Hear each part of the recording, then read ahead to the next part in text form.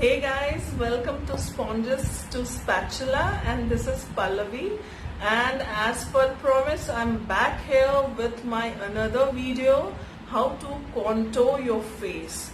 So this is the complete look which you will get after 2 consecutive videos. After this contouring session, I'll be shooting another video of how to apply eyeshadow from extreme basics like totally for the naive to a little advanced till party look. The same eyeshadow could be transformed into 4 different shades from the simpler level to the higher level. So please watch both the videos, and this is the complete look after both the videos. So let's get started. Okay guys, before beginning I want to show you my tools that I'll be using in this video. You can see my face looks so blank and so white cast that it would look terrible if I'll go without giving it a light and dark shade texture. So for that we use a term called contour. We contour our face, and for that we use a few brushes, special brushes, which I want to show you. This one is angular brush. You can use this brush for all the 3 purposes that I'll be showing you. You can use either of them for all the 3 purposes, but these 2 are successful. But this one is specifically called fan brush, and this is used for highlighting your cheekbones and the areas where you'll be using your highlighter. So let's begin with the process. Okay, I'll be using this brush as to apply my contour. Now where do we apply contour exactly? You can see the temple area, the upper portion of your ear where it begins. You mark from here till the corner of your lips. This basically you give a chisel look, a cut on your hollow of your cheekbone, and for that you have to mark it imaginary from the corner of your ear, upper corner of your ear till the corner of your mouth, the same side. But you don't have to start from here to here. The starting point should be just below the corner of your eye, that is from here, and the stroke motion should be on the backward and upward direction like this. So I'll just show you. The product that I am using is a cream powder contour of Sivana. This is a very good product. I don't know why it has been not advertised and facilitated, I don't know, but for me it works very well.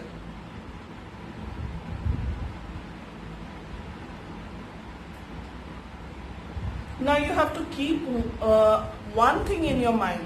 We want to mark the hollow of our cheek. So don't begin with the hollow of your cheek. Why? Because when you mix it, it will slightly slide a little lower than the mark, and that will show a very droopy jawline, which you don't want. So basically mark it a little on the upper side, and when you'll mix it, it will definitely come to the center of the hollow of your cheek. So let's do it.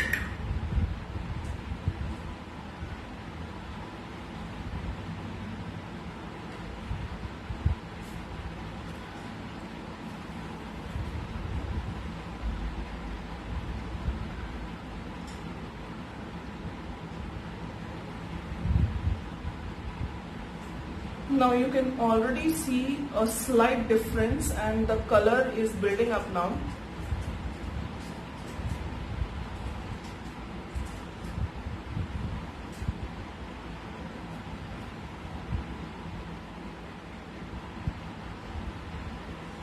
Basically you have to remember for contouring you need to make a 3 on your face.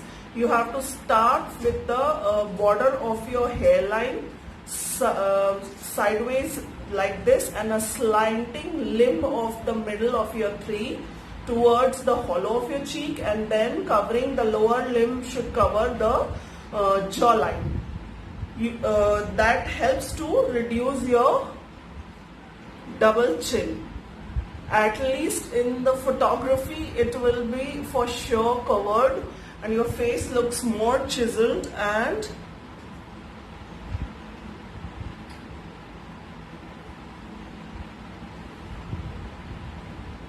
so can you see the difference? This is looking more broader, my cheeks are looking more broader, and this is slowly showing a cut. When we'll finish the whole of the procedure, then you will see the difference.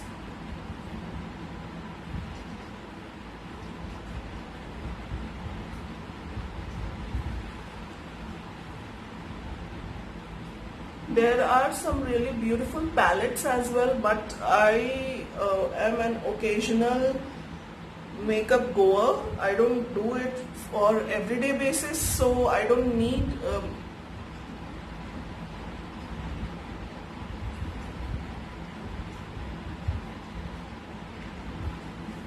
so I thought not to invest much in a very costly product when we can utilize our purpose with a very genuine and pocket friendly product.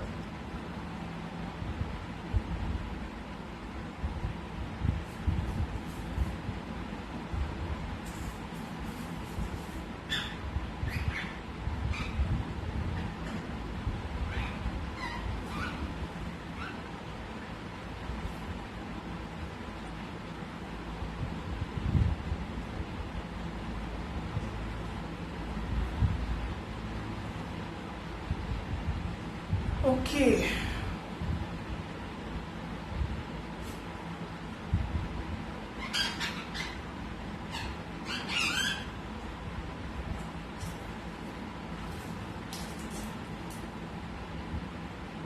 You might be remembering I told you to do it in a 3 form. So basically we are following that ritual only. My forehead is quite to outline my forehead, that makes it look a little smaller. So after that you need to contour your nose. Even though it is whether sharp or flat, it helps to give it a perfect look. You need it to be proportionate. Like mine is, by God's grace, quite sharp nose, but when I apply foundation it looks more broad and enlarged because of all the color of your face gets covered. Generally what people do, they keep a separate brush, a dense small size brush to shape their nose, but for me I just press this brush and it's good to go.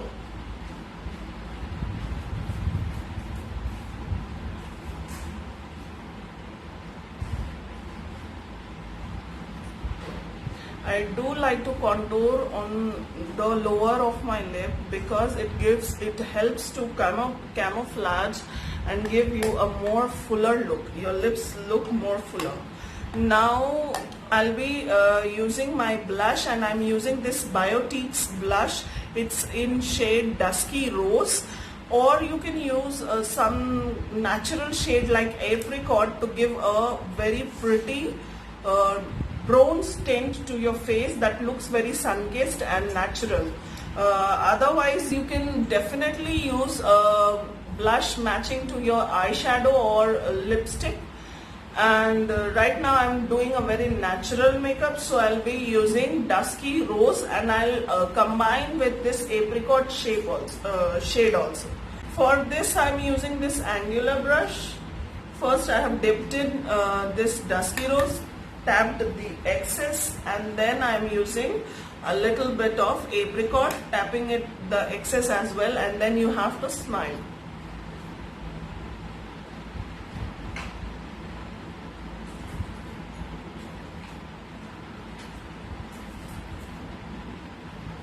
You can see it's very strongly pigmented. I think I had used too much, but it's okay. I'll manage it with my sponge. So nothing to worry. But it's looking as if I have right now walked in from the mountains.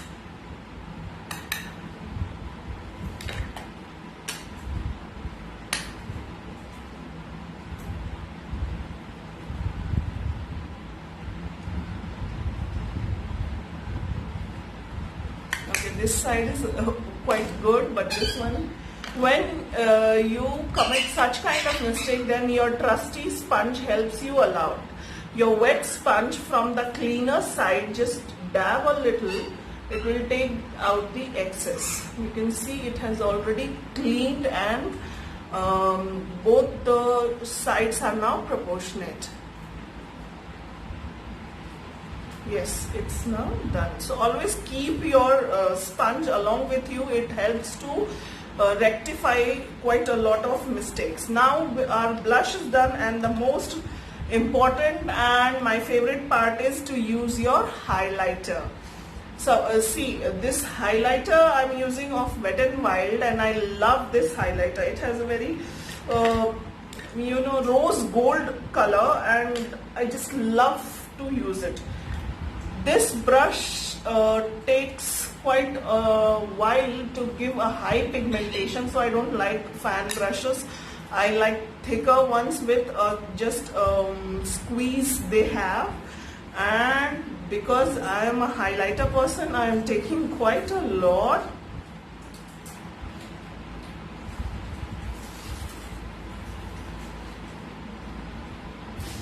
Once you apply your highlighter, instantly it gives rise to your face. You know, your high points get marked quite prominently.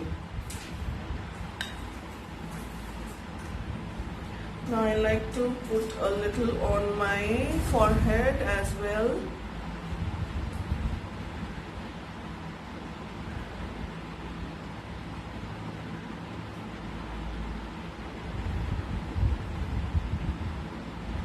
So guys, if you will pause or go back to the beginning of the video, you can remember my face was looking like totally outcast, white cast, but now you can see the color when we provide. Now you might be feeling that too much of blush is added, but once we'll complete our makeup, then it's quite normal.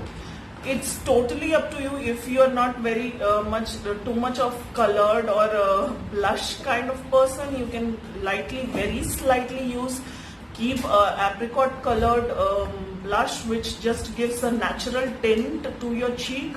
And you can see there is a cut, very chiseled kind of cut, better than what it was, chubbier look. So I suppose it will help you. I hope my video helps you in understanding the need of contouring. It is very, very important if you are using your foundation, and then definitely contour your face. If you don't want to go for a heavy contouring, then even with a natural colored blush like apricot blushes, you can definitely contour slightly your cheek, give the chisel look, hollow of your cheekbones. You can give a chisel look to the hollow of your cheekbones, and you can hide your double chin as well. Immediately after this video, I'll be posting a video of how to do the basic eyeshadow makeup with just one shade, and then modifying it with another very transitional shade. So we'll start with the basics and go towards the advanced. I hope I helped in solving some of your confusion. Bye for now.